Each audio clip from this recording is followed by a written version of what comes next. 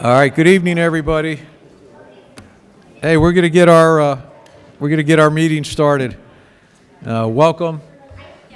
Today is October 8th, 2025. This is a meeting of the Mayor and Council of Princeton, New Jersey.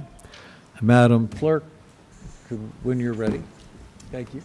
Could we have the statement on the meeting notice? Notice of this meeting was provided in accordance with the requirements of the Open Public Meetings Act and state regulations governing public meetings, including the time, date, and location of the meeting, and clear and concise instructions to the public for accessing the meeting and making comments. In addition, the agenda and all related materials were posted electronically and made available to the public on Princeton's meeting portal in advance of the meeting. Thank you. Brian's going to do the land acknowledgement this evening. We gather today on the land of the Lenni Lenape. As members of the Princeton community, we aspire to show appreciation, respect, and concern for all peoples and our environment. We honor the Lenape and other indigenous caretakers of these lands and waters, the elders who lived here before, the indigenous today, and the generations to come. Thank you. Could we have roll call, please? Mr. McDonald? Here. Ms. Perron-Lambros? Here. Mr. Cohen? Here. Ms. Sachs? Here. Ms. Fraga? Here. Mr. Newland? Here. Mayor Frida? Here. All right, if you're able and you'd like to stand, we'll do the Pledge of Allegiance. I pledge allegiance to the flag of the United States of America and to the republic for which it stands, one nation, under God, indivisible, with liberty and justice for all. Thank you. All right, first up, we have a proclamation honoring Chief Christopher Tash on the occasion of his retirement. And I just want to mention that while we're going to read our proclamation, Pam Hirsch is here from Senator Zwicker's office, and she is handing Chief Tash a proclamation from the New Jersey State Senate. We're not going to read that one also, but we just want to acknowledge Senator Zwicker for doing that for the chief. And just, anyway, so we're going to do ours, and Leticia's going to start us off on our... Yes, thank you. It's my honor. This is a proclamation from the Office of the Mayor, Municipality of Princeton, honoring Chief Christopher Tash on the occasion of his retirement. Whereas the Municipality of Princeton is proud to recognize Christopher Tash, Chief of Police for the Municipality of Princeton Police Department, for his dedication to public service on the occasion of his retirement, and whereas Christopher began his law enforcement career with the New Jersey Office of the Attorney General in November of 1997, serving as an investigator within the Division of Criminal Justice and Division of Gaming Enforcement. In January of 2000, Christopher Tash was hired as a patrol officer in the Princeton Borough Police Department, where he distinguished himself through professionalism, integrity, and a strong commitment to community policing. And whereas during his career, Christopher progressed through the ranks of patrol officer, detective, sergeant, lieutenant, and captain, and throughout each role demonstrated excellence in leadership and innovative problem solving. And whereas as patrol officer, he served as a field training officer, was recognized with the Chief's Award in 2004, and was certified by the U.S. Department of Justice as a community policing officer. And whereas as detective and detective sergeant, he investigated major crimes, oversaw sensitive juvenile cases, supervised complex investigations, and served as evidence custodian, ensuring professionalism and integrity in criminal matters. And whereas as sergeant, he supervised units in the Patrol and Safe Neighborhoods bureaus, mentoring officers, implementing community programs, coordinating the Youth Police Academy, Community Night Out, and school safety initiatives, thereby fostering strong community police partnerships. And whereas as lieutenant, he served as commander for the investigative division, which included the Safe Neighborhoods Bureau, the Traffic Safety Bureau, the Communications Bureau, and the Records Bureau, managing critical functions ranging from serious criminal investigations and traffic safety initiatives to communications oversight, public records management, and community outreach. And whereas as captain, he provided direct support to the chief of police, facilitated collaboration across divisions, oversaw internal affairs, strategic planning, dignitary visits, departmental inspections, and media relations, and secured valuable grant funding for departmental improvements. And I got it. And whereas in 2024, Christopher was promoted to Chief of Police for the municipality of Princeton, where he led the department with vision, professionalism, and dedication, strengthening community trust, enhancing officer training and wellness initiatives, expanding public safety partnerships, and ensuring the Princeton Police Department continued its tradition of excellence and service to the community.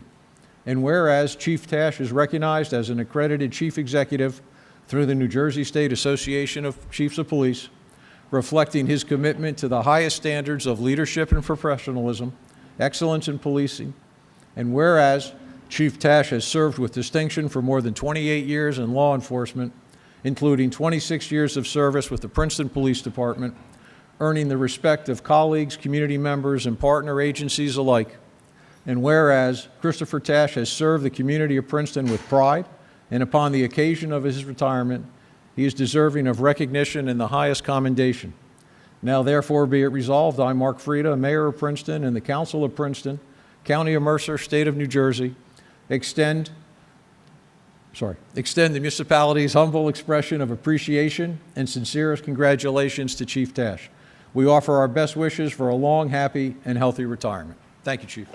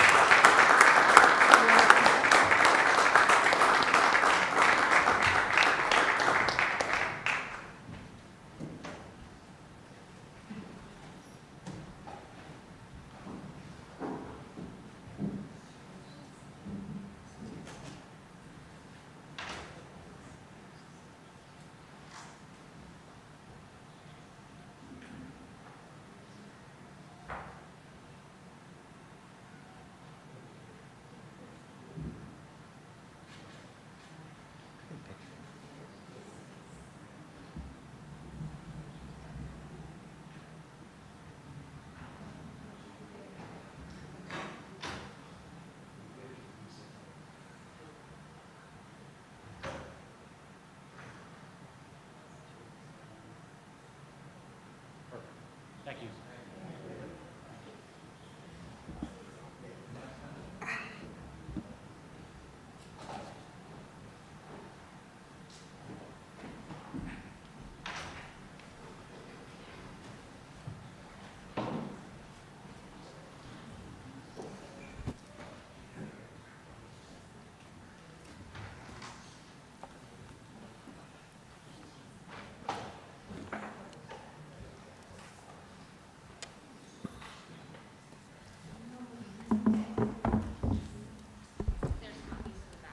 Okay.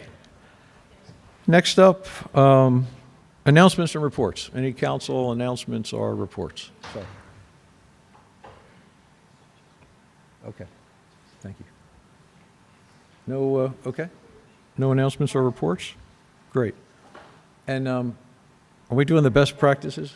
We are, Mayor. Unfortunately, Sandy is under the weather, and she has asked me to do it. So if you don't mind, I will.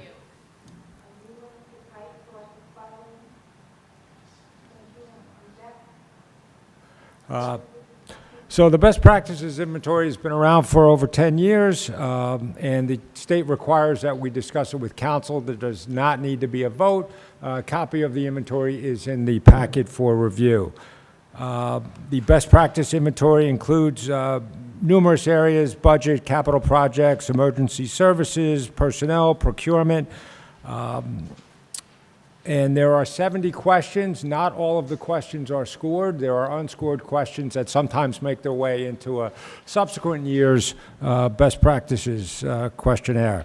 Out of the 70 questions, there are 43.5 total points you can get. If you only get 31 points or less, you lose some state funding. We are at 42 points with our answers here. There were only 2 questions that we answered no to, and in speaking with Jeff, Jeff, and Sandy, we're talking about this, and we think one of the 2 no's may be a yes. So we would only have 1 no, and it has to do with contracts posted on the website. So other than that, you have a copy, and if you have any questions, I'm happy to address them.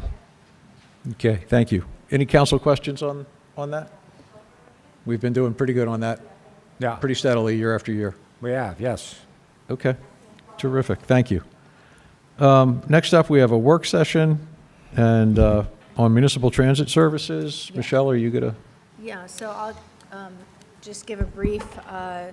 So at a previous work session, we, for council, agreed to engage Talos advisors. So they're here tonight. They've prepared an implementation plan for the new bus route that they're going to present tonight. This responds to the transportation needs identified in the Nelson Nygaard study. Talos has developed a proposed route designed to serve multiple user groups, including residents of multifamily developments adjacent to the shopping center who seek access to Nassau Street and the Dinky, as well as employees, visitors, and other residents who utilize the Dinky for commuting purposes. The proposed route will also provide expanded local mobility options for residents wishing to travel within town without relying on a car. So this initiative represents an important step towards advancing our goals, Princeton Council's goals, and Princeton's broader goals of fostering a more sustainable and less car-centric town. So thank you. Welcome to Talos, Matt, Thomas, and George. I forget your last name, but welcome. Am I on? All right, thank you. Sorry. Appreciate everybody's time. Mr. Mayor, council members, thank you for having us. Again, I'm Matt Thomas. This is George Piper. We're Talos Advisors. We're a strategic advisory firm based here in New Jersey that focuses on infrastructure and transportation. For closer? Even closer. Yeah, it's on. Yeah. It is on. I'm just... Yeah. Unfortunately, you have to almost eat the microphone for it to work. I'm also technologically inept, so if if I break anything else, just tell me. But for purposes of this, I'll also introduce George and share a little bit about his background. He was formerly the head of bus operations at New Jersey Transit and spent over 40 years of his career in bus operations. As Councilmember Lambros said, we were asked to help think about the feasibility and implementation of a potential new bus route.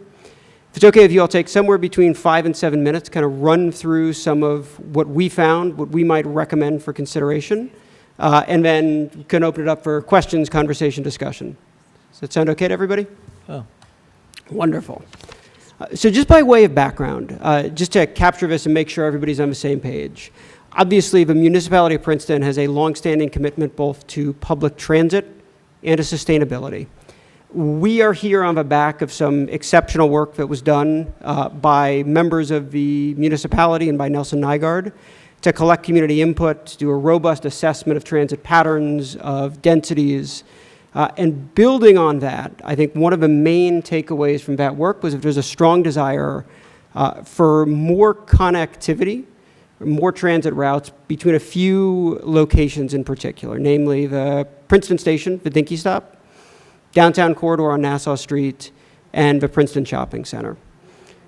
There has been I think, a great deal of success that the municipality has had in receiving non-taxpayer funding to support any number of transit enhancement or sustainable transit projects, which creates the opportunity for a pilot. And tonight, what we want to do is review some of what we found around the feasibility of adding a new route, and then, of course, open this up for discussion and conversation. Just to recap things quickly, and the terms we'll use here, very much up for debate. There'll be some branding that happens subsequently, but very quickly by way of background, the current route, which we'll call the local, we wouldn't propose changing at all. It's a relatively long route. It has a large number of stops, but it serves a very important community. It picks up people from a number of critical locations, whether that's affordable housing, senior housing, connects to a number of important locations. And what we understand is that this group has heard very clearly, residents value this service highly. So it's long, but it's fit for purpose. What we'd suggest in the vein of expanding transit is what's up on the screen now, which we would call, maybe quote unquote, the Express. This would be a faster route with fewer stops that begins at Vidinki, stops in a number of locations along Nassau Street, ends at the shopping center, the apartment complexes near the shopping center, and then returns effectively by the same route. We could envision this running Monday to Saturday on a roughly 6 a.m. to 9 p.m. cycle, recognizing that folks who are commuting and want that connection to New Jersey Transit would benefit from that. You might think about a slightly different schedule on Saturdays for the same reasons, but by and large, that would be it. And it would run on about 45-minute frequencies. That's about as fast as you can get it, while still connecting all three of those locations. As we mapped out the stops here in the specific locations, I think two really salient factors to point out. One is that all the stops we would propose are existing bus stops. They're places where either Tiger Transit or New Jersey Transit stops today, so we know that they're locations a bus can safely pull over, safely load and unload passengers. There's the ability to do that without causing additional traffic congestion. And secondly, they provide pretty comprehensive coverage of stops along the route. The little circles on this screen represent about a quarter-mile walking radius from the stops, which our experience would suggest is about as far as somebody is typically willing or able to walk to catch a bus. The only place you don't have that sort of level of coverage is on the university campus itself, which is obviously a different population and served by a fairly robust service with Tiger Transit. What I just put up here now is just where you see the two systems overlapping. Obviously, there's some connection points between the two along Nassau Street, Palmer Square, the post office, Spruce Circle, and then up at the shopping center. This is what the system would look like if the council moves forward with a pilot when you put the two together. So that's the route. Let me just talk briefly about how we might contemplate approaching this, or how Princeton might contemplate approaching this. So we would propose piloting this, right, to collect the type of data that you need to really assess whether this is something you want on an ongoing permanent basis, to make tweaks and modifications to the system. Our recommendation would be a 12-month pilot. That does a couple things. One, it gives you sufficient time to really assess usage and usage patterns. It accounts for some of the seasonality that comes from living in an environment where the seasons are just different from a weather perspective. Also on a university town where there's different patterns over different periods of time given professors, students, graduate students, et cetera. We think the cost would be in the ballpark of $400,000 for 1 year based on prior bids for similar proposals, existing contracts, general inflation. And then we would suggest evaluating this on an ongoing basis, doing pulse checks, checking ridership, looking at dashboards, but really doing a formal sort of assessment of how the pilot has progressed in October to give you sort of sufficient time and enough data on key factors like ridership, cost per ride, the demographics of people who are riding it, feedback from users as to whether this is something you want to continue. In terms of funding, as I mentioned at the outset, Princeton obviously has a number of funds that have been committed to the municipality, which can be used for a range of purposes to expand transit in the community or make transit more sustainable in the community. The university voluntary payments, some developer agreements, parking revenues. We understand that there is about a little bit under $1.1 million from those sources on hand today and another $1.2 million that's been committed. Obviously, those funds, as we understand it, are meant to invest in multiple programs, multiple initiatives, but it provides a non-taxpayer source of revenue that could be used to run a pilot. And then we would posit that any sort of extension or expansion would be contingent, of course, on pilot success, and then a funding source not derived from sort of taxpayer fees that would enable it to continue. And finally, just to touch quickly on implementation, there's more details that would sit behind this. But there's really a few things that we would recommend, some of which are actually agnostic to piloting a new route. So there's some steps that could be taken to further boost reliability. A lot of progress has been made here related to existing contracts and enforcement of early departures that help existing users and future users to have a more on-time experience. There's, if service expansion is something the municipality wants to pursue, a number of steps related to that. There's branding and awareness to make people more aware of the transit offerings, which would include some Experience Princeton sort of efforts to rebrand the Muni in a more recognizable, user-friendly way.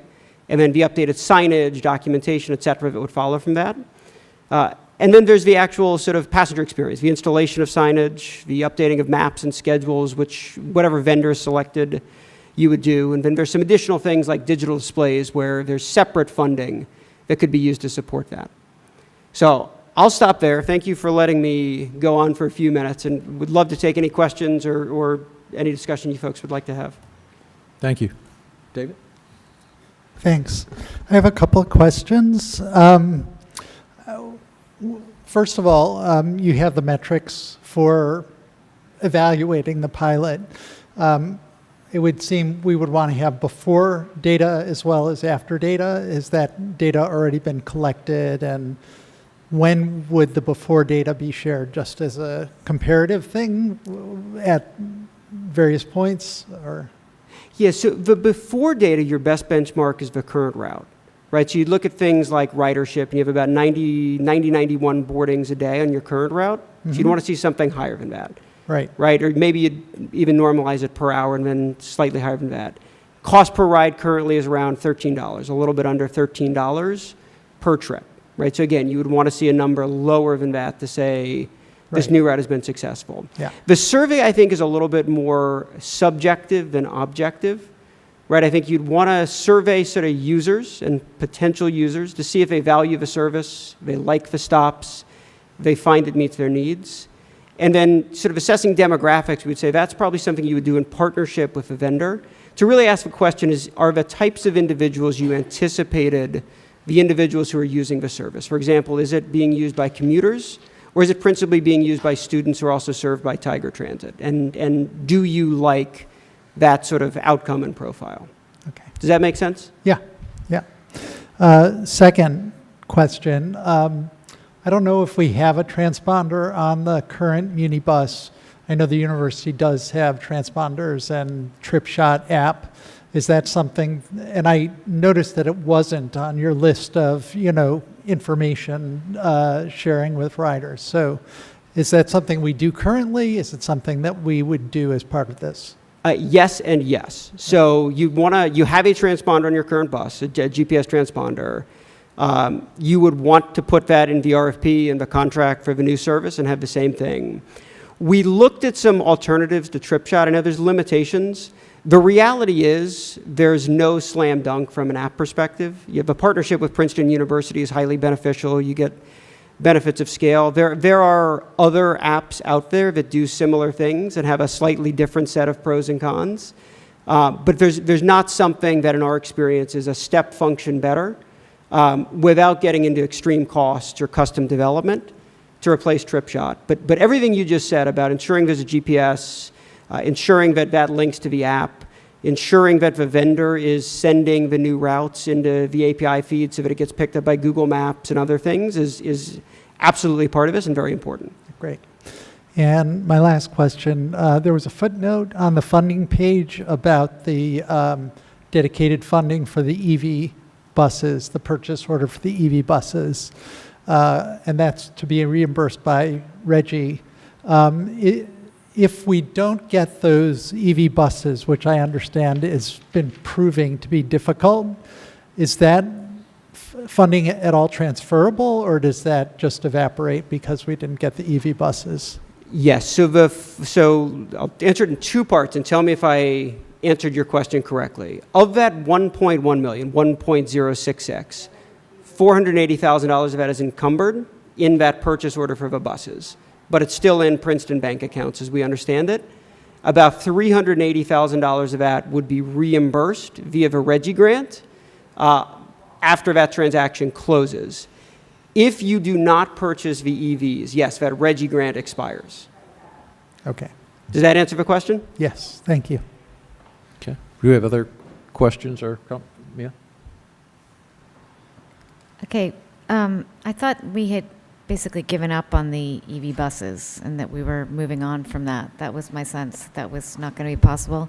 Second, I don't know why, I mean, if we're hedging our bets on a Reggie grant, we do have a very close gubernatorial race with one candidate who just announced recently that he's going to pull us out of Reggie on day one. So if we need to, secure any funds that,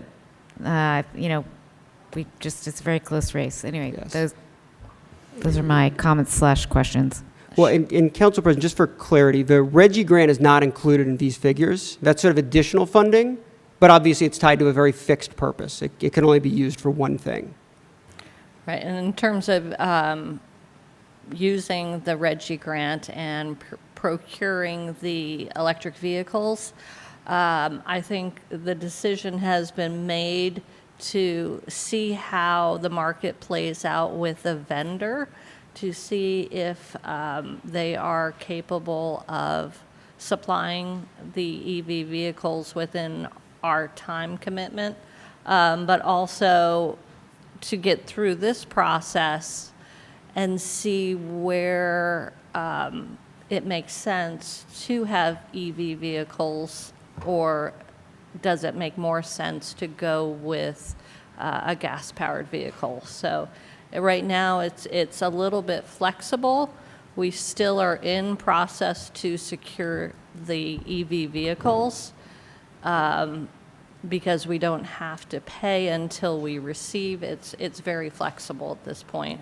Our delivery time, I think, is somewhere mid next year at this point for those buses. Thank you. Yeah, I mean, we have nothing to lose by keeping our possibility of getting them. So we haven't obligated anything. If they come, they're delivered, and that's important because when we do the RFP, we need to have some flexibility in that. But right now, we have nothing to lose by just keeping it out there. Okay. Other questions or comments? Mayor, and this might have been covered, and I was paying real careful attention, but in next steps for implementation considerations, you have minimize early departure focus in contracting and discussion. What exactly do you mean by that? So one of the findings Nelson Nygaard had is that there was a community desire for greater levels of reliability on the existing bus route. One of the things we observed is that one of the bigger things that's driving that is buses departing slightly early from their stops. As a general matter, you'd rather have a bus arrive or depart slightly late than slightly early. If you think of the way people use buses, they expect it to arrive at a certain time. There's the ability in the new RFP to put that in explicitly as a contract provision and attach sort of penalties to it. And there's the ability at your next renewal of your current contract to do the same thing. There's been good progress already, as we understand it, just from conversations. You have a very responsive vendor currently. So hopefully you would never have to use a penalty, but you could give yourselves an additional tool to try to enforce that and drive increased reliability. Thank you. Thanks for asking that, Leighton. I was going to ask that myself. Any other questions or comments? Anything else that you were hoping we would ask you that, No, that's great. Deanna, anything? Okay, thank you very much. Thank you. Thank Appreciate you. it. Thank you. I just want to thank Deanna and Jim, too, for all your persistence working with the consultants, and it's taken quite a bit. Do we have, go ahead then, we'll go ahead with the RFP. So, thank you. Thanks for being here. Yes, thank you.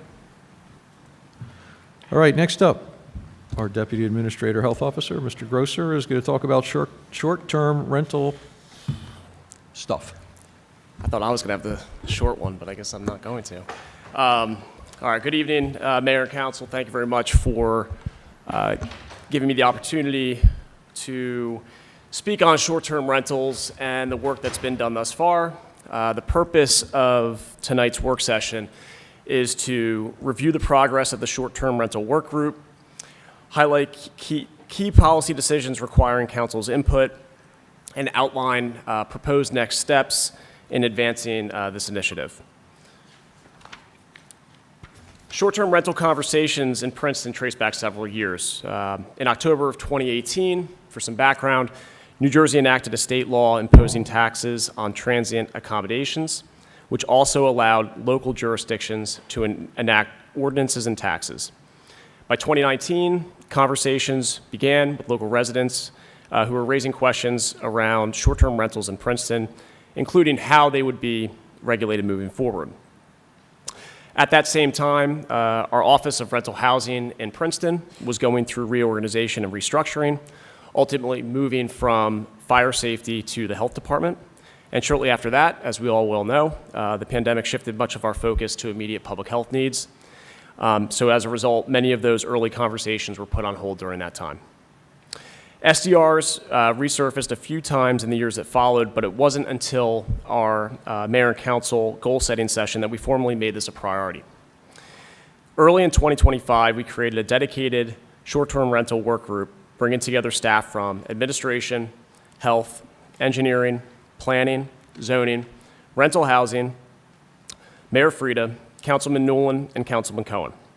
The team researched and reviewed how other municipalities manage short-term rentals while also identifying what steps we would need to take locally to establish clear goals and effective regulations for Princeton. When the work group came together, we outlined 4 primary goals for developing a local short-term rental ordinance. First, to ensure public safety through inspections and clear enforceable requirements. Second, to preserve neighborhood character and address concerns raised by residents. Third, to maintain housing availability for long-term renters and potential home buyers. And finally, to balance those interests of property owners, visitors, and the broader community with a focus on the missing middle.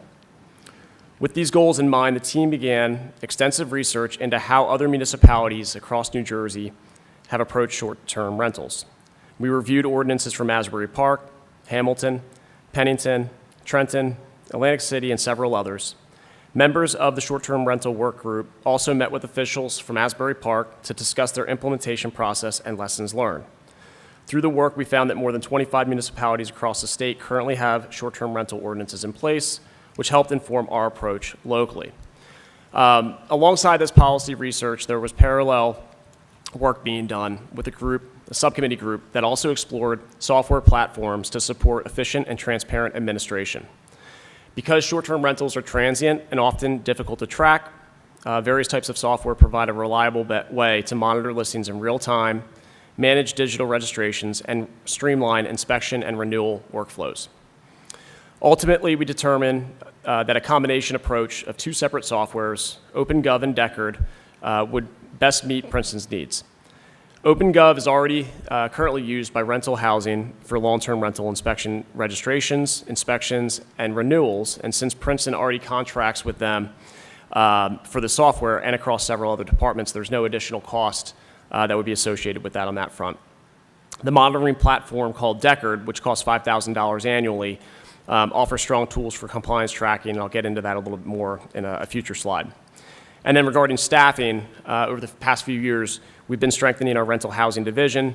Right now, we have a full-time inspector along with 2 part-time stipend positions, and their flexibility has really been instrumental in getting our inspections into a place where they need to be. And again, I'll speak more to this when I get into some of the revenue and costs associated there. So before we actually get deeper into the draft itself, I want to take a moment just to provide a brief overview of really what went into developing the ordinance itself. As a group, we carefully considered what components should be included to make the ordinance both effective and fair. Based on our research and discussions, we structured the ordinance around 6 key elements: regulations that establish clear boundaries for short-term rental operations, permit applications and associated fees to ensure proper registration and accountability, application and inspection processes to verify safety and compliance, issuance of permits and appeal process for transparency and due process, operational requirements for hosts to maintain neighborhood standards, and violations and penalties to support enforcement and consistency. All these elements were designed to be reasonable, enforceable, and align with both the state law and a potential local ordinance. So looking at some of the main components of the ordinance draft that was put together, we feel that these are straightforward and aligning with Princeton's existing long-term rental process, following Lisa Maddox's legal guidance and reflecting on how other municipalities manage their short-term rentals. The permit and registration fee mimics that of our long-term rentals. There are many properties that both are suited as both a short-term and a long-term rental. So for consistency's sake, we kept it at this, but again, this was just part of the draft ordinance, and we can discuss that further in terms of the fee structure. In terms of the application process and inspections, it would follow that of many of our other departments in terms of registration, inspection, and notification of approval, denial, and then an annual renewal. After this process, they would be issued a permit, or we'd go into an appeal process where the homeowner would be provided with operational requirements. Another component is the occupancy tax, which I mentioned earlier. It's also included as part of the state law. Again, we'll get into that in more detail in the next step in terms of revenue and costs. In terms of the operational requirements and how they would work in practice, our current rental housing staff would be able to handle both the registration process and the inspection requirements as we currently stand. The OpenGov system will help streamline the process by automating much of the clerical work, along with making it easily achievable for SDR operators themselves. Once properties are registered, inspections would be scheduled, and owners would still be able to operate their short-term rental units between the registration and the inspection. This slide gives us a broad picture of the potential revenue impact, and it is a broad picture, so just bear with me and I'll explain a little bit, and obviously we'll go through some questions and comments. The numbers are meant to show the general scale, not exact figures, since they're based on publicly available data from sources like AirDNA, which is a short-term rental monitoring platform that pulls listing numbers from host sites. And sometimes they can include duplicate listings when a property appears on both Airbnb and Vrbo or other sites. So we're treating this as a high-level estimate. Once we have a monitoring system in place, we would have a much more accurate and detailed idea of what we're looking at from a revenue perspective. So while they're broad, we do expect that the actual revenue numbers will fall somewhere in between these ranges. In terms of cost to municipality, as I mentioned, those would be minimal, approximately $5,000 a year for the monitoring program for the STR sites. And then in terms of framing how we came up with these figures, they're based on number of listings we've identified, which ranges depending on the data source, as I mentioned, along with the median revenue per listing and occupancy rates. The occupancy rates will vary depending on whether short-term rentals are limited to principal residences, which again, we'll discuss a little bit more as something that council will need to consider. When we went through these statistics, it's important to note that it's very difficult to get exact numbers unless you're actually monitoring it yourself through a surveillance company. There are duplicate listings, and unless you're actually doing real-time monitoring with a registration process, you really won't know until you get involved. So this is more kind of food for thought for council to understand that once the tax was initiated as part of the ordinance, if and when it were to pass, this revenue would be coming in as part of that short-term rental tax, the transient tax that the state allows as part of that law. Am I okay to go to the next slide, and I can come back to this one? Is that okay? All right. So this is one of the key considerations that the short-term rental work group was discussing, and we wanted to make sure that we gave the entire council ample time and discussion to consider. This is the longest slide, so just please bear with me. We're wrapping up, I promise. So this topic to consider is the principal residence requirement. If it's included in the short-term rental ordinance, it would require that short-term rental units must be the principal residence of the owner or long-term leasee, which is identified on the property owner or long-term leasee's driver's license, voter's registration card, state identification card, etc. There's 4 options to consider if we were to add the principal residence portion of the short-term rental ordinance. Option 1, and these are in no particular order, requires that the short-term rental unit be the principal residence of the owner or long-term leasee effective immediately with the passage of the ordinance. The benefit here is obviously it preserves neighborhood integrity and housing affordability by preventing investors from purchasing properties solely to operate them as short-term rentals. But on the downside, obviously existing non-principal short-term rentals would not be allowed to renew their non-principal short-term rentals or continue to operate once the ordinance would be passed, which obviously could be disruptive. Also, tax revenue would drop significantly with this option based upon the previous slide because there would be fewer short-term rentals and lower occupancy rates in Princeton's short-term rental stock. Second option is more of a kind of a phase-out period of 12 to 24 months, so it's similar to option one, but it provides a grace period to remove properties from the STR market and either convert to long-term rentals or make it a principal residence. The advantage here is that it gives owners time to either remove the property from the market or convert it or make it their principal residence, but the disadvantage would be similar to option one, where eventually those existing non-principal short-term rentals would no longer be allowed to function.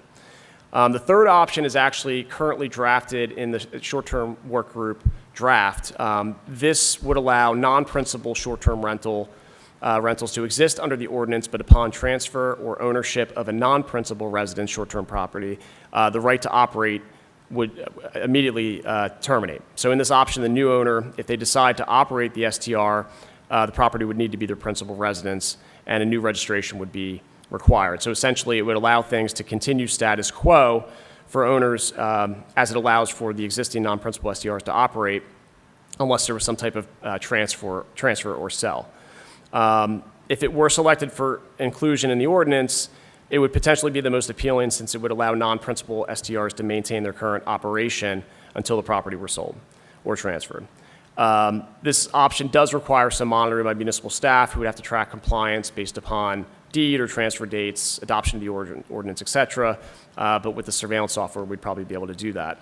And then option four would exclude the principal residence entirely, and that would mean that short-term rentals could operate regardless of whether the property is the owner or the long-term lessee's legal address. It's likely the smoothest path for current non-principal STR operators and brings in the highest tax revenue, but also goes against those initial goals that we outlined in one of the first slides. A considerable disadvantage is that it could limit home ownership opportunities for local residents, especially those who may be lower moderate income. Obviously, it could affect neighborhood cohesion and affordability, so it's kind of the other end of the extreme of what we've seen. And through some of our short-term rental research, there are more towns utilizing some form of principal residence clause and some degree of it, as we mentioned, option 1 through 3 there. So those are the options from a principal residence perspective. I can go back to that slide once we wrap up. This is the final slide here. Next steps for the short-term rental work group would to take and incorporate council feedback from this evening, update the ordinance as needed. We are on pace to, if in fact council would like to see an introduction for the ordinance, we could still probably do that and make that work before the end of the year and get this implemented early 2026. But ultimately, from an operational perspective between OpenGov and our staffing, we are well set up to be able to handle this if and when mayor and council decide that they would like to go ahead with the ordinance. So, thank you. Thank you, Jeff. Okay. Michelle. Thank you, Jeff. It's very comprehensive. I want to clarify one point up front, and that is on the owner occupancy requirement. Are we talking about the owner needs to be there during the rental? No. Or does that mean that the owner has to reside for a certain number of days or months per year as the primary residence? Can you just so the define owner that? would not, it's a good question, the owner would not have to physically be there at that time. It seems odd because one would think, well, where would they be going? So some individuals, they rent out their property through short-term rental for a few weeks if they're going on vacation or if they have a work trip, what have you. There's other instances where there might be, you might have a separate, maybe apartment or something like that on property. You would be physically there, but we're also opening that up for long-term lessees to be able to have this option because our long-term renters are typically part of the community, part of the neighborhood. So this gives them another option to potentially do that. So at this point, it would be the number of days I don't think we have in the ordinance in terms of how many days you would actually have to physically be there, but that's the way it's defined right now. I don't know if there's a certain requirement by state law that you have, in order to claim your house as a primary resident, you have to be in it like 6 months or more, a year, something like that. So it may coincide from a legal basis. Lisa? Well, the way we have it drafted is focused on, the principal residence would be that person's, the property at which they have their driver's license, address, or their state ID. I'd have to look and see exactly if there's some specificity in the law, in that portion of the law, but basically, the primary residence, a person can only have one primary residence. So in terms of them physically having to be there, we'll have to look and see to make sure this doesn't get abused. Yeah, I think we need to have that in the ordinance. I think it would have to be really clear. Because I know there's a lot of real interest, and it's really growing, this whole house swapping thing where people can, there's not timeshares anymore, but you can use your house like a timeshare. So this would fall into the short-term rental agreement. You can come back to me. I have some other questions, but I can't think of them. David and then Leighton? Thanks. Two things. I remember in the early days when I was gnawing on this bone, one of the concerns was collection of the occupancy tax. When the units are rented through one of the online marketplaces like Airbnb, they actually do the collection. But if it's rented in another way, they don't do the collection. And the question is, do we feel prepared or ready to take on that task from a staffing standpoint? I don't think you talked about it during the presentation, Jeff. Yeah, so another great point. In terms of the tax collection with the surveillance software, it provides a lot of information in terms of what platforms they're being rented through. So with that information, we could determine whether or not, if it's obviously being rented through Airbnb and Vrbo, we would know that it was being collected. If it was not, and we saw that a large percentage of those dates were going through another platform, we could follow up, especially if they did not automatically charge. On Airbnb, it's pretty interesting if you go on there and you see towns in New Jersey that are collecting this, you'll see it pop up under the breakdown of costs. It'll have the state tax and it'll have the local tax. And Airbnb has been very good in terms of, once you notify them of this, they automatically put it on there, so there's a lot less to worry about there. But with the surveillance platform, I wouldn't be too concerned with those other sites and missing that. Right. And that's obviously another conversation with Sandy, but from what we've heard through the larger sites, it's not an issue. Terrific. And then the other thing is more of a comment than a question. In terms of the estimates of what the revenue could be, I think that we may have more what I will call intermittent rentals in town, rather than people who are renting a couple of rooms or half of a duplex or an ADU year-round, where the 79% occupancy rate that you've assumed may be accurate. I think we're going to see a lot more professors going away for the summer and renting for a couple months, people renting to cash in on the reunion market, just for a week.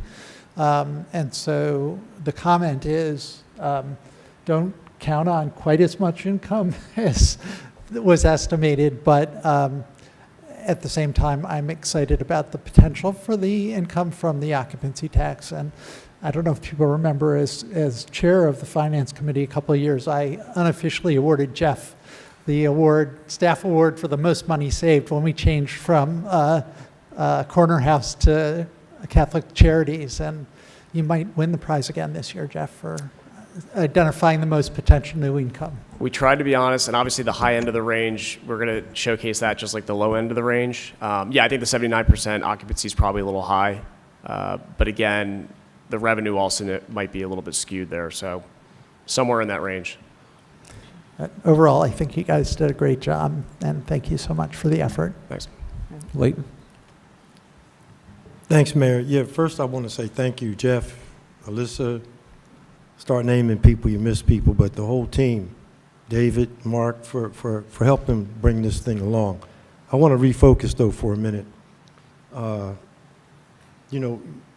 we looked at the numbers, the revenue to 3%. Let's really go back to the basics of like why regulating short-term rentals are important.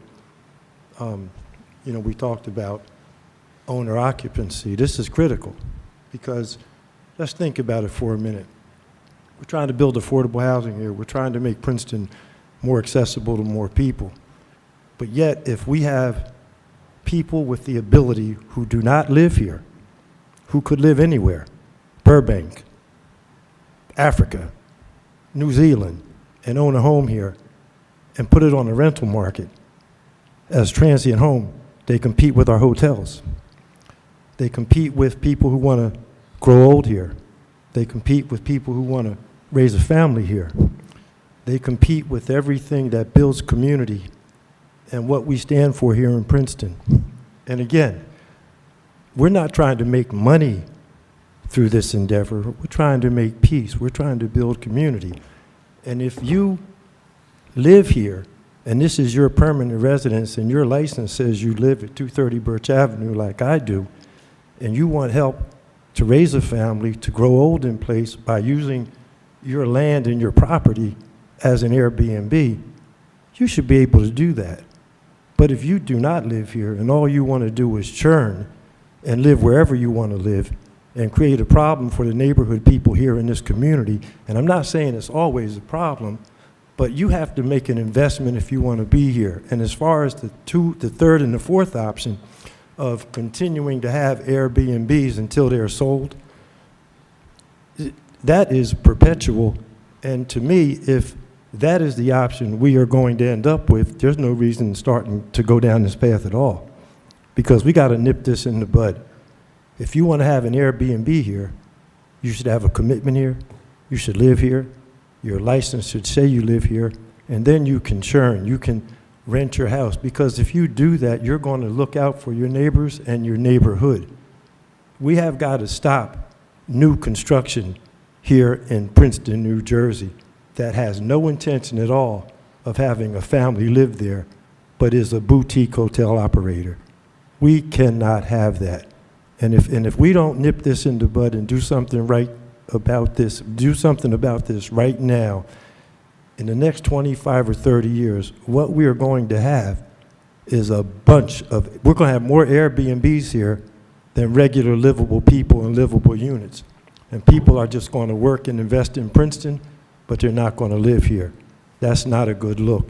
And I'm hoping that myself and the rest of my council members see this for what it is. We have got to move on this in an aggressive way. Thank you. Thanks, Lee. Mia. Do we know how many Airbnbs there are currently in Princeton? So our best estimated guess is from the surveillance platforms that we've met with, anywhere from 100 to 150. The one that was quoted on there that said up to 2-something, there's got to be duplicates in there. So I think 125, 150 is probably accurate. Okay. So is this also the maximum amount of tax revenue that can be generated? It's lower than 3%? Yes. Yeah, 3% is. So that's right. Statutory. Correct. That's unfortunate. Okay. What about in terms of the time, the different options in handling the already existing Airbnbs? I'm wondering, Lisa, is there, I want to make sure that none of the options we're considering, and I'm sure you wouldn't have brought them forth, but we have to avoid a taking, or if people have invested, I just want reassurance that you've explored all. Absolutely. There's actually case law. The Third Circuit, there was a very detailed case about these exact issues, and it dealt with many of the options that you're considering. So I think really any of the options, and if you're looking maybe at 2 or 3, you'd be on very firm ground with even if you wanted to outright prohibit, as of day one, all of the short-term rentals unless they're owner occupied. You'd be able to do it. You might want to, the only caveat would be if there were existing contracts already in place for short-term rentals, that would be the only area that I would tread lightly, because you don't want to infringe upon existing contracts. But other than that, I don't think there's any requirement that you do anything more than that. So you're in really good shape legally. Okay. So I first, Jeff and Leighton and David, thank you for all the work that you put into this. And, obviously, the sooner we handle it, the better. And I agree with Leighton. Having done all this work, let's not spend years deliberating. I think we should choose a path and move forward expeditiously, and we can always modify if we want to, but I hope that we will move forward. Just expressing my personal preference, I think just left to right, it was option 2 of the 12, like giving the owner, I think it was 12 to 24 months or to change the classification. But I also would be open to, when the unit changes sale, I'd be open to whatever, the consensus was, just giving my personal opinion. But I also want to say, like, for people who own Airbnbs in town, this is not an attempt to vilify them. I will say that, I have an Airbnb that's right across the street from me, and one would never know that it's an Airbnb. I just happen to know because I found out third hand, but they've been very responsible. I think there are neighbors in my neighborhood who are more of a problem than the Airbnb. So this is not to in any way pick on Airbnbs, but the point of trying to maintain our neighborhoods and not just have large swaths of town which feel like a hotel, and to have people who live in our community who are committed to being here long term, and that is part of what building community is. So if we can, but I for the same reason that we passed the ADU ordinance, we are very much in favor of people using Airbnbs to access as a means to remain in town, to access the equity in their property. So we want to make sure not to constrain that in any way, which it sounds like you haven't. You've really done excellent work to sort of avoid the minefields and to emphasize the positives, which for me are generating tax revenue, which we deserve, because these are people who are operating a business in Princeton, and they should be paying the appropriate taxes. So those are my more than 2 cents. And Mia, thanks for bringing that up. The one point, when we met with Asbury Park, they selected a similar option to option 3. Definitely different town, different demographics, shore town. However, they started with about the same number of short-term rentals when this law was passed, 2019, so we're talking 6 years. And they started with about 150 properties. They're down to about 2 or 3 remaining that are not principal residences. So if it could give you an idea in terms of what happened there, again, different town, but it does slowly, turn that way. Brian? Well, thanks to everyone who worked on this. Let me echo thanks to Jeff and your team, and to David, Mark, and Leighton. I followed almost all of this, and it makes a lot of sense. I just have a couple of questions on some of the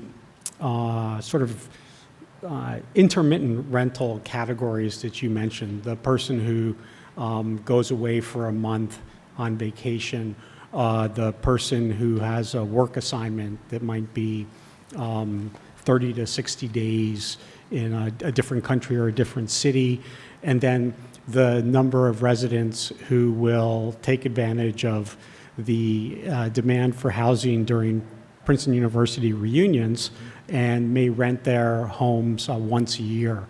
So of those, I don't know how many of them do that through word of mouth, how many do it by newspaper advertising and web advertising, and how many might use the platforms. But where do those categories of renters fall in this regime? The way that it's drafted is that it would, every single one would be triggered here under the ordinance. So I think we even added language most recently. I think in response to Leighton, you had a couple of comments, and we added language about ensuring that it didn't matter how often the property was rented. But actually, the state statute if you don't rent on an online marketplace, you're not subject to the 3% occupancy tax, if I remember correctly. That was a key feature of the state legislation. So if you do it word of mouth, we can still regulate and make them, pay the registration fee, but we won't be receiving any occupancy tax from those. So do we know of those intermittent or sporadic renters, how many use the platforms? And is it the use of the platform that would mean they have to register and collect the tax? So somebody who rents their home, again, the example of 1 week or 5 days for Princeton reunions, how would they be treated? They would anyway. There. They would be treated the same. I was under the impression that, because under the hotel law, even if it's basically everybody has to pay the tax. So I have to double check that. Yeah, please do, because that's what I remember from the research I did early on. Okay. And the other thing that I'll say, Brian, is that somebody is renting by word of mouth, they are off the grid. They're not in any of Jeff's numbers, because those were all pulled from the online marketing sources. So we have no idea how many people are doing that. We have no way to track them down and to, bring them into the system. It would be completely on an honor system if they did. Yeah, as we mentioned earlier, with the STRs, due to the transient nature, definitely harder to provide surveillance, which is why we need that backup system to help there. We come across a number of long-term rentals that, just due to their non-transient nature, they're unregistered. We'll hear about it through neighbors, through complaints. We might come across a property that has complaints on something else and find out it's a long-term rental. We'll work with the landlord to make sure that it's registered. So in short-term rentals, based upon lease's legal guidance, if it's word of mouth, I'm assuming they still should be paying the occupancy tax. But clearly, the larger platforms are drastically easier to provide monitoring for. And you also, if you're looking to put your property on there, that's your best option in terms of trying to find people to fill it most of the, or part of the year, if you're looking to advertise. So. Okay, Michelle? So it sounds like, I was going to ask about the admin expense to monitor this, but it sounds like it's really going to be kind of through the systems of Airbnb and VRBO and that type of thing. I just wonder, I think that they add that tax in. I wonder if where that tax is going today. Do we? So it's not added in for Princeton specific because Princeton hasn't passed this as part of the ordinance. Okay. Once we pass that, it'll go through DCA, and then those platforms will be notified. They'll have to add it in, and then those payments go to the Division of Taxation, and then they'll come back to Princeton. Okay, so it's pretty seamless in terms of our administration. end, Yeah, but we have to do the upfront registration fees, so we'll be doing some admin. That's correct. And then at the end of the year, obviously we'll work with Finance and Sandy's office to make sure that our numbers match up in terms of what's coming in on their end. Okay. My last comment, I know it's not maybe a major goal, but I do think that the occupancy tax revenue is a goal. I mean, I think it is something that I would personally suggest being added to the goal list. At first, I didn't really understand about the housing availability or the neighborhood character, but I understand that better now. If you're adding in and making a requirement of the owner occupancy, we just need to figure out a definition of what that is exactly in terms of time frame. But yeah, I mean, it's another tool for people who want to age in place or who maybe can't afford the high costs here, like we did with ADUs. So I like that. So I don't know option 1, 2, 3, 4. I don't know. So I can't weigh in yet. I have to think about that a little bit more. But Yeah. thanks.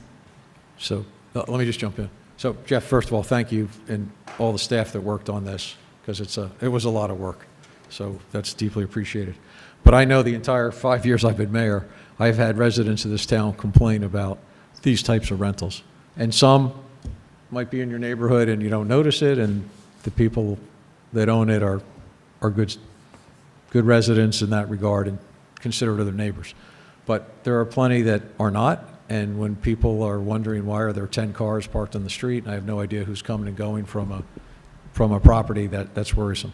So I think the goals where we're talking about preserving neighborhood character and we're trying to keep the housing stock as robust as possible are great goals. And I think also related to that is just a safety issue, because I think when we first started looking at this quite a while ago, there were instances where people were renting a basement or whatever, and if there ever was a problem, a fire or whatever, people literally had no way out. So there's a whole bunch of reasons why we should do this. And I think it's a good balance between you can still make some money from your property, but you got to be respectful of everything going on around you in your neighborhood. And anyway, I would strongly suggest option 2, which sets a deadline. I like the 12-month deadline, but maybe it's 24, but I think 12 months is more than enough time to figure out either you're going to live here or you're going to sell the property. It's not hard to sell a property in Princeton, so I'm not too worried about somebody. If they don't want to make it their principal residence, they can easily sell the property. Anyway, that's my 3 cents. Leticia. Just 2 more cents. So Jeff and everyone else that worked on it, thank you. David, I recall years ago, at a League of Municipalities conference, we had a meeting with an individual who gave us information on short-term rentals, and ever since then, I think Our first year on council. our first year on council, yes, and ever since, it was something that we had expressed interest in. So thank you for moving it forward now and doing all the research. It's and very informational, and I don't see why we wouldn't want to do that. I think it's definitely something, as far as regulating short-term rentals, it's something we should move forward on. Initially, I was thinking option 1 because, thinking, well, we've been talking about it for so long and wanting to do it, let's do it right away. But I do take into consideration how it would be if there's individuals who don't, they don't reside, it's not their primary residence, or they just use it as a short-term rental. And so I could see where they would need time to transition. So for that reason, I agree that option 2 probably makes more sense. But for all the reasons that were given before, as far as maintaining the character of our neighborhoods and safety reasons and everything else that's been expressed, I agree. And again, thank you for all the work that went into this. Okay. Wait. I'm going to end it right now, but I just wanted to make one quick comment about Princeton University and their reunions.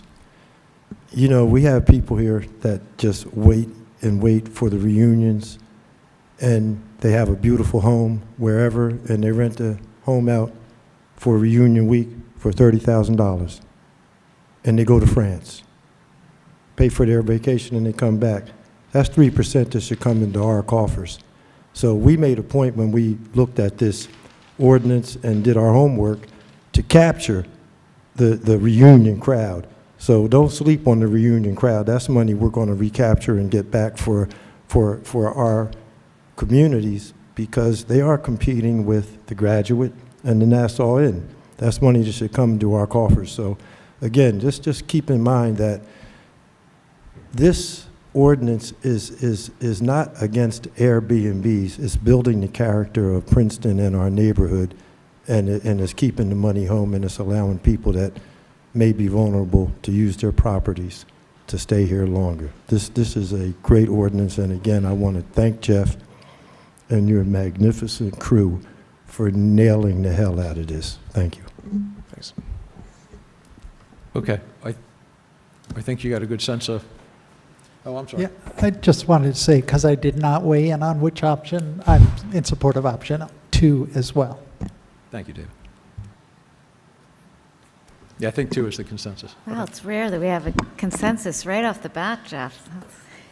I'm going to end on that note. Thank Take you. it while you can. All right, thanks. Thanks. All right, we're going to move on to, we have a public hearing on ordinance 2516, an ordinance by the municipality of Princeton regulating parking and amending Chapter 19 of the Code of the Borough of Princeton, New Jersey, 1974. Would somebody, thank you, David. Is there a second? Thank you, Leticia. And this is for the end of Pelham, I think, just making a no parking zone to make it safer to turn and. Correct. No parking prohibition on Pelham on the end where it intersects with Harrison. Thank you. It's always good to let people know what we're about to vote on. Okay, any questions or comments up here? All right. Any questions or comments from anybody in the room on this one? No? Anybody on Zoom have a question or comment on this? All right, seeing none, I'll close the public hearing, and can we have a roll call vote, please? Mr. McDonald? Yes. Ms. Perron-Lambros? Yes. Mr. Cohen? Yes. Ms. Sachs? Yes. Ms. Fraga? Yes. Mr. Newland? Yes. Okay, thank you. Now we have a number of resolutions. Resolution 25336, resolution of the mayor and council of Princeton authorizing the sale of surplus personal property no longer needed for public use by auction on GovDeals. Thank you, Leticia. Brian's got the second. Any questions or comments? All right, all in favor, please say aye. Aye. Resolution 25337, resolution of the mayor and council of Princeton authorizing an increase of $4,200 to the not-to-exceed amount for the professional services agreement with Mann's Woodward Studios, Inc.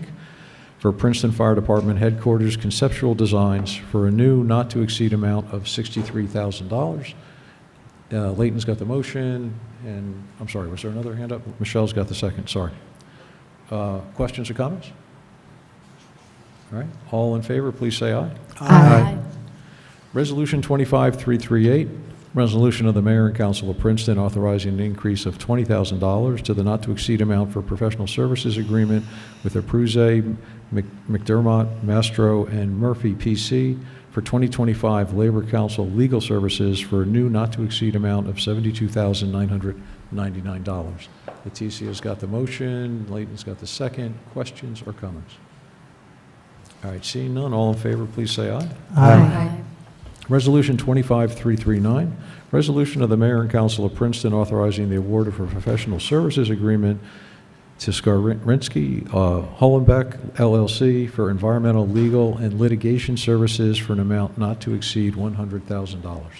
Is there a motion on that? Thank you, Leighton. Is there a second? Brian, thank you.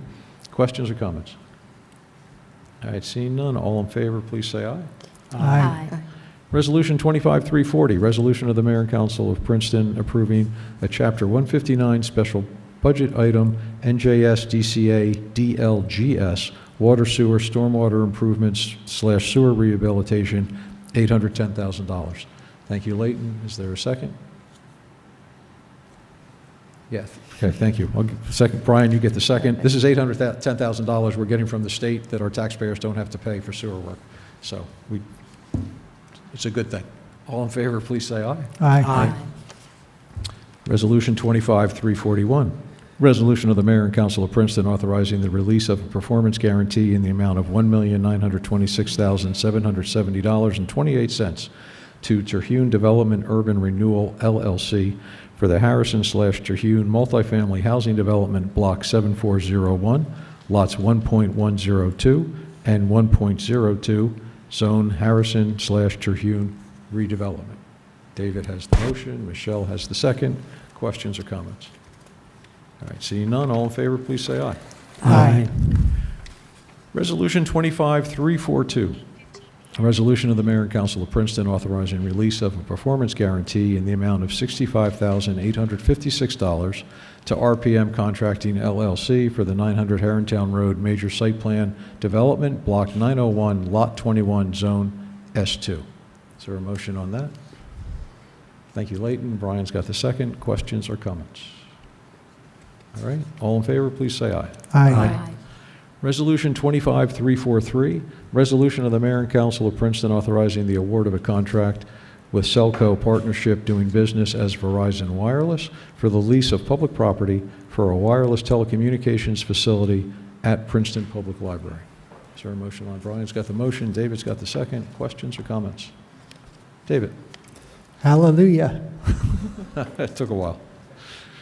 All right. Seeing no other comments, all in favor, please say aye. Aye. Consent agenda, paying bills, refunds, banner over Washington Road, if nobody needs any of those pulled out. Leticia, moving those in block? Yes. Thank you. Is there a second? Thank you, Leighton. All in favor of those, please say aye. Aye. Okay, next up, public comments for items not on the agenda. Again, we had the sign-up sheet. People have signed up. I'll try to call you in that order. You come up. It'd be great if you'd say your name, you'd say your address. You don't have to give the number on the street. If you want to give your street, that'd be great. You each have 3 minutes to speak, and the timer will be up top. Karina, I think you were first.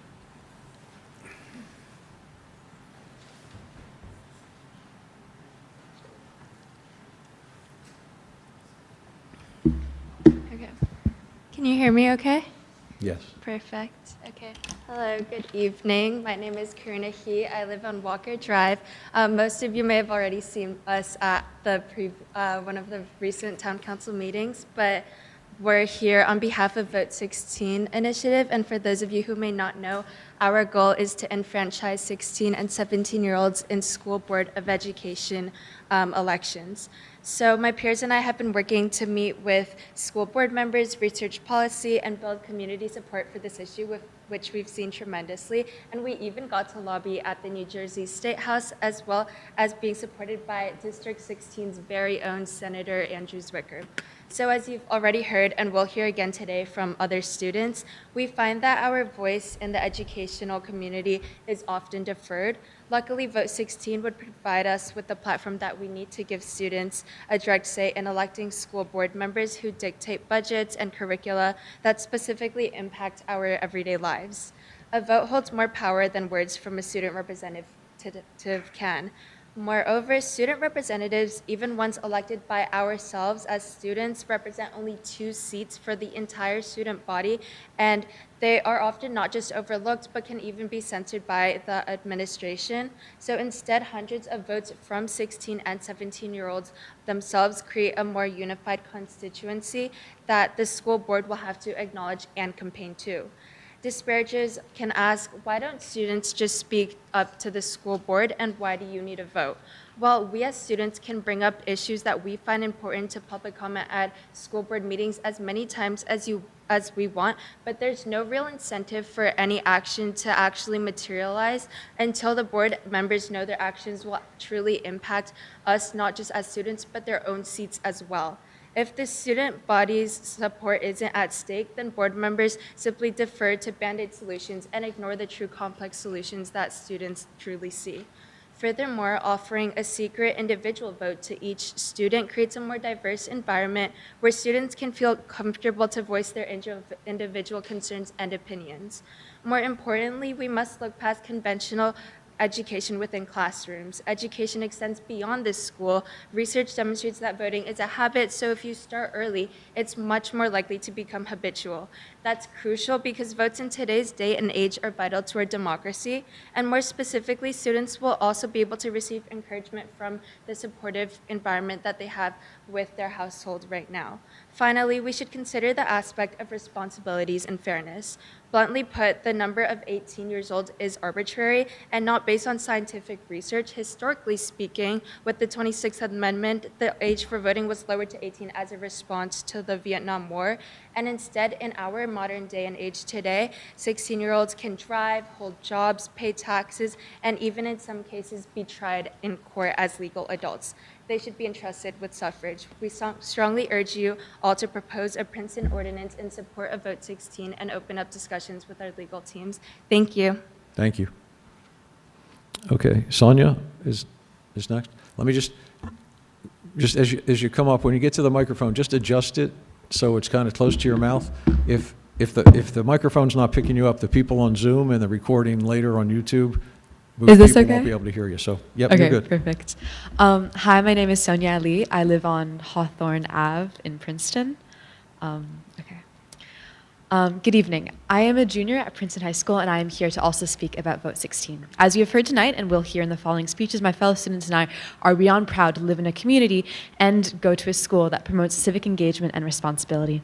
However, the practice of not allowing 16 and 17-year-olds who are directly impacted by the decisions made by the school board to vote directly contradicts the values that me and my peers have been taught and seen our entire lives. Allowing 16 and 17-year-olds to vote in school board elections teaches my peers and I in a tangible way that our voices matter. When students see that their votes can actually shape their everyday lives, whether it's resources for clubs, funding for sports equipment and coaches, or impacting the mental health resources at our school, this teaches students that their vote matters and their voice matters. It takes voting from an abstract concept that we learn about in civics class to an immediate, real action that people are encouraged to do. This early meaningful engagement can have a powerful ripple effect, as data has shown. Experiences from other municipalities that have enfranchised younger voters, like Tacoma Park, Maryland, show that 16 and 17-year-olds have actually turned out in higher numbers compared to the rest of the population. Furthermore, when younger people are encouraged and allowed to vote earlier in life, this promotes habits and shows that they are far more likely to become lifelong voters and active participants in civic life. Furthermore, starting your voting journey in a school board election, which is a comparatively lower stakes and the local environment compared to a state or national election, can make the voting process a little less intimidating for younger voters.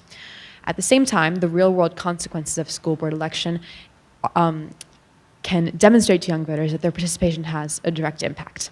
This is especially important as recent research conducted after 2024 and 2022 elections have found that voters under 30 are significantly less likely to vote than older voters. In addition, widespread apathy and disillusionment has been growing and likely will continue to grow among college students and Generation Z voters. I am sure that the entire board can agree that this is a significant problem, as voting is one of the foundational aspects of our country's democracy. If we allow 16, 17-year-olds to vote in this comparatively lower stakes environment that still allows them to feel that their vote matters, reversing the trend of apathy, it could have powerful effects and implications for our democracy to follow. By embracing Vote 16 for school board elections, Princeton has the opportunity to lead by example, something that this community has always done and I would hope will continue to do in the future. By endorsing a program that acknowledges its youth's maturity, their stake in the system, and their ability to contribute thoughtfully to our local democratic process, this board can not only show that they care about the youths of Princeton, but they are willing to endorse in them and help them succeed in the future. Thank you for your time. Thank you. Yeah, Alex?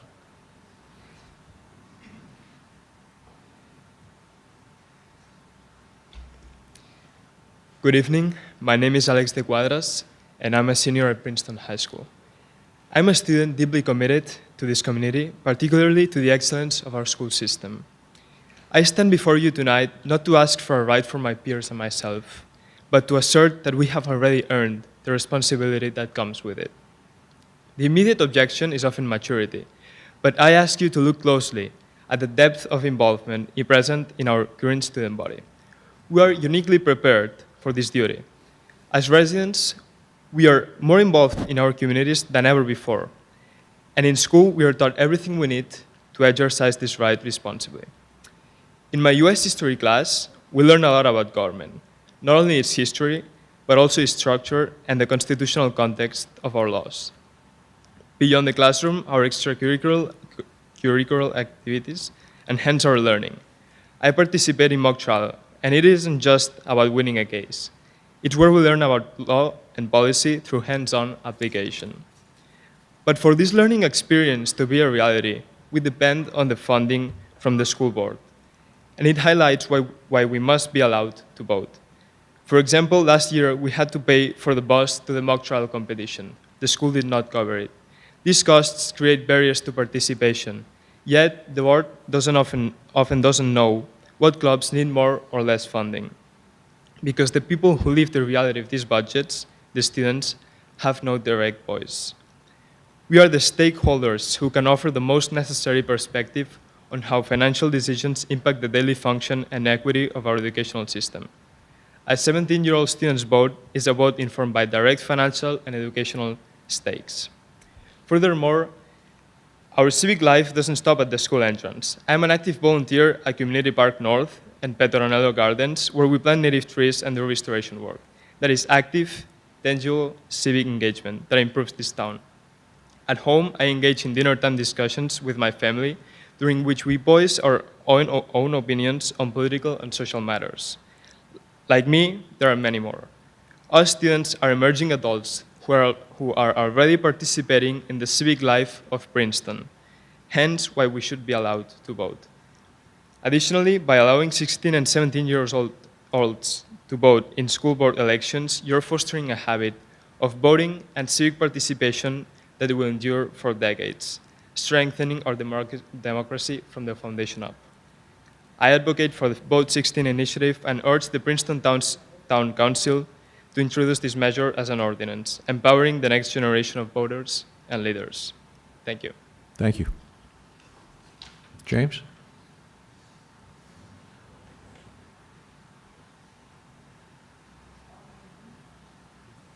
Can you all hear me? Okay. All right. Thank you again for giving us the opportunity to speak and express our concerns and opinions on lowering the voting age. My name is James Huang. I'm a current senior at Princeton High School and a head captain of our school's varsity fencing team. My biggest reason for advocating for lowering the voting age is because the decisions that our school board makes directly affects 16 and 17-year-old high schoolers.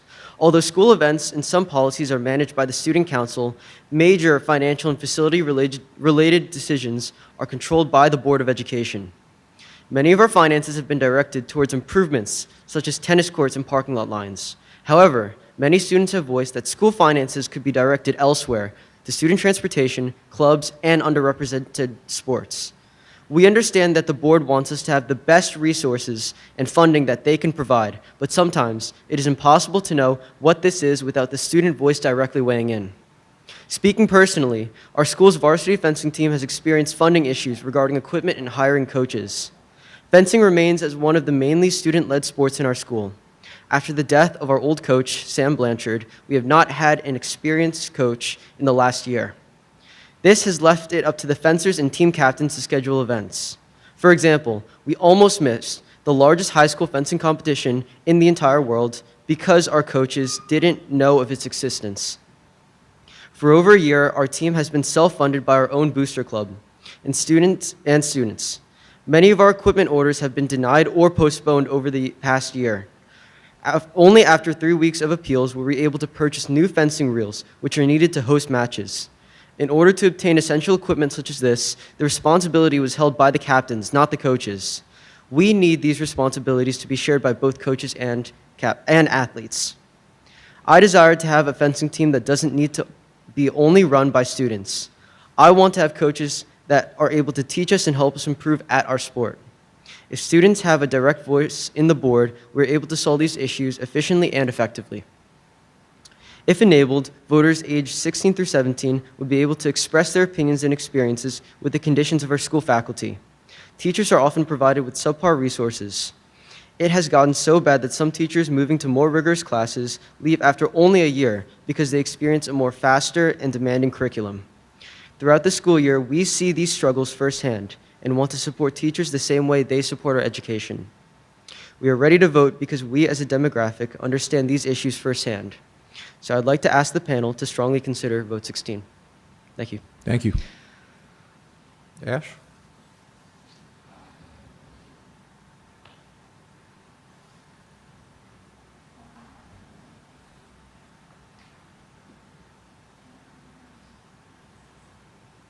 Hello, my name is Ash Neiman, and I live on Mount Lucas Road. And I'm excited to be speaking again in front of you guys today.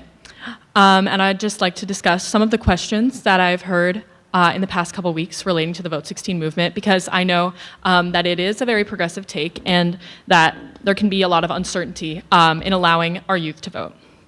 So the first question I've heard is, why do we need students to be able to vote when their voice can be expressed through the board liaisons? So this position exists to give students a direct way to advocate for the student body at every meeting, and ideally can introduce and advocate for all pressing issues we're facing. This year, I've been lucky enough to be elected as one of the 2 student board liaisons, and I just recently started the position. I'm not claiming to know everything, but I do know that having 2 seniors bring up issues that are important to the student body is a vital introduction to the student voice. But it can't be the end of it. There's not a lot of ways that students can get their voice heard by the student liaisons besides just reaching out to them. And while me and my co-leader, Ani Betancourt, are working to implement ways that, like suggestion boxes, that they can actively do this, there's still a big discrepancy between the students and the student board liaisons. I've also heard that because of this disconnect, many students are not educated or informed enough to be able to vote. And I agree that there is a big lack of awareness of the school board.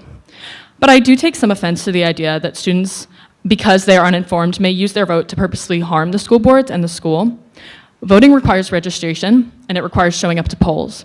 And students who want to create a negative impact, like voting for a candidate who advocates for no homework policies, for example, are not going to be the ones who put in this amount of effort. By enfranchising students, we excite them, and we give them a reason to tune in and learn about candidates, and they will be more informed because of it. And we also give more people a reason to run for school board, so we have contested elections, which is very important to have political engagement within our community. Vote 16 gives everyone a reason to get critically involved because it feeds the political discussions that our Princeton community thrives on. My last comment here is to simply address the question we received in our last speaking. Yes, students in Princeton who do not attend Princeton Public Schools would be able to vote in school board elections. I think that the likelihood of this is extremely small, but it does not negate the possibility. However, I would like to call attention to the fact that community members who do not have children at Princeton Public Schools or do not have children at all have the same right to vote as those who do. Parents whose children attend private schools in Princeton or elsewhere can also vote in school board elections. And the small fraction of 16 and 17-year-olds living in Princeton that do not attend PHS is not a reason to bar the hundreds that do from their enfranchisement. Thank you so much for your time, and we look forward to continuing this work in Princeton. Thank you. Thank you. Okay. Rhonda? Yep. Yes. I know that you can hear somewhat because you and I have had conversations before.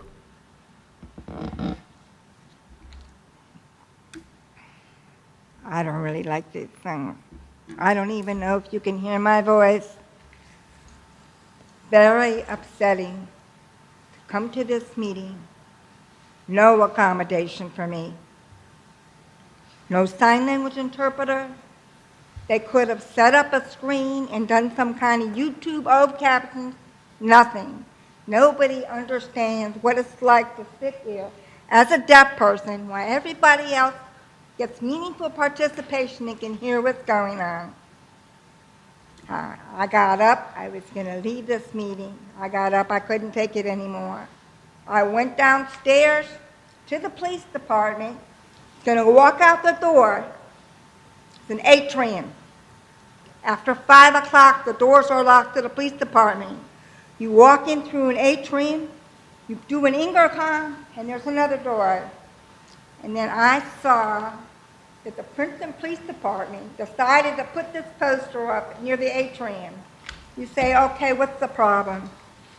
Look, it's no secret here. When I came on scene in January, I had to advocate. Nobody in this entire municipal building was displaying the public accommodation posters. Nobody. There's only one department here who I trust offers some kind of genuine accommodation, treats deaf people with respect. That's Deanna's department, the engineering department. They actually care what a place of public accommodation is. Just because you put the poster up is a form of compliance. The poster in and of itself cannot stop discrimination, bias, and harassment. At that atrium, Only a hearing person could use that intercom system. Please don't tell me that Princeton Police Department doesn't know how to fix the issue. There are different options they could use. That person wants to come in that building after 5 o'clock when the doors are locked. They're going to have to provide an accessible system. I pointed it out to your alleged ADA coordinator a couple of months ago. Nobody does anything. Even your mayor discriminates.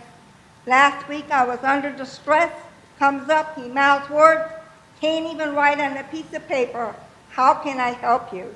I understand for your ADA coordinator, you go to Bernard, I cannot pronounce his last name, and then if you're not satisfied, you go through the mayor.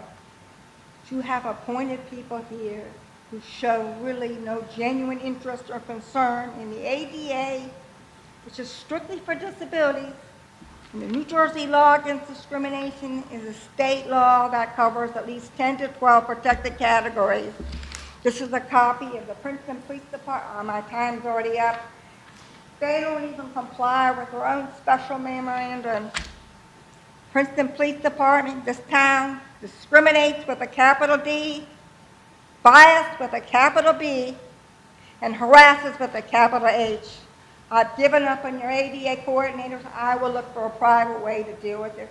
I think your police department's horrible. Okay. Jessica's next. Can I, Mark, just... No, no, please don't. Let's take it offline. It's not. Hi, Jessica Vieira. Can you hear me? Yes. The acoustics are really bad in here, by the way. I applaud the efforts to address tonight's outstanding transportation issues and shortcomings, but bear with me as I highlight very quickly how the proposed plan falls short of what is needed. Princeton Township comprises an area of approximately 18 square miles. We have 2 major state and county roads that bring through traffic deep into the heart of our colonial village, pushing local drivers onto side streets. As noted by Carolyn Jones in her diligent reporting, pedestrian safety is a huge issue, with 2+ incidents occurring daily. Never mind the environmental concerns of congestion and traffic. So maybe we could offer some effective public transportation options. Maybe we could work with New Jersey state officials to improve road safety and therefore living conditions in our town. Our current transportation offerings are an amalgamation of 4 distinct systems, which, even if they were cobbled together, fail to provide adequate service to our ever-growing community. They don't even effectively cover the former Princeton Borough, which in its day was 1.8 square miles. The first, the most micro of public offerings, is the Princeton Muni. We know it well. It runs from 7:30 to 9, Monday through Saturday. It does a loop, stopping at all the expected routes for any senior citizen in town. It also hits a few more general stops, like Palmer Square in the shopping center, where it connects with other New Jersey transit lines. In a few central locations, the Muni also overlaps with Tiger Transit and New Jersey Transit. The second offering, although not open to the entire public, is Princeton Public School Systems bus service. This offering is mandated by the state. And although Princeton Public Schools has a world-class team managing it, the bus service is often underutilized. Most of our side street rush hour traffic is parents taking children to and from school in private vehicles. They snake their way through carriage path roads, trying to avoid the main arteries that are clogged with 18-wheelers and throughput commuters. Nearly every time I see a Muni bus, it's empty. Why? I propose it's because taking the bus is actually slower than walking. The Muni route looks like a crude figure 8 that covers 3 corners of the old Princeton Borough. It takes 1 hour and 20 minutes to complete, and doing so would mean you'd have traversed through most of the old borough, but would have totally avoided Princeton Middle School and High School, and most of Carnegie Lake, Riverside, Littlebrook, and the Littlebrook residential areas. Never mind if you live in Washington Oaks or Edel Farm. May I remind you that these neighborhoods are also part of Princeton Township. The third offering is graciously provided by Princeton University, and understandably their focus is campus and getting their students to class on time. Tiger Transit further segments our community into north and south of Nassau Street. These buses are rarely full, and I don't know many unaffiliated residents who use them regularly. Lastly, we have New Jersey Transit. It's important that our microbus service connects with New Jersey Transit for the times when we want to escape the congestion of downtown Princeton. Interestingly, New Jersey Transit also offers a special seasonal bus, the 610 route, which caters to middle school and high school students who live in the Littlebrook and Riverside neighborhoods. It costs 85 cents a ride. It only goes one way, once a day, Monday through Friday, during the school year at 3:40 p.m. I don't know the history of the 610 bus, but its existence gives me hope. It tells me that we have precedence in working with New Jersey Transit to solve some of these pressing issues. Confused? Me too. Sounds like spaghetti, right? In general, getting into and out of Princeton is okay, but getting around within its borders, not so much. By the way, don't try to go anywhere on Sunday and after 9 p.m., because it's really slim pickings. In a time when we're choking on traffic, pedestrian vehicular accidents are at Jessica. their highest, and we're Jessica. increasing. Can I just finish Yeah, my no, point? she's asking how much Yeah. longer it was. That's fine. And we're increasing residential housing density. Solving for safer streets seems pretty timely. Town council should make the safety of our residents their top priority. Our downtown businesses want foot traffic, but there's no safe public way to get there. Let's confront the state about the flow of heavy traffic through our streets.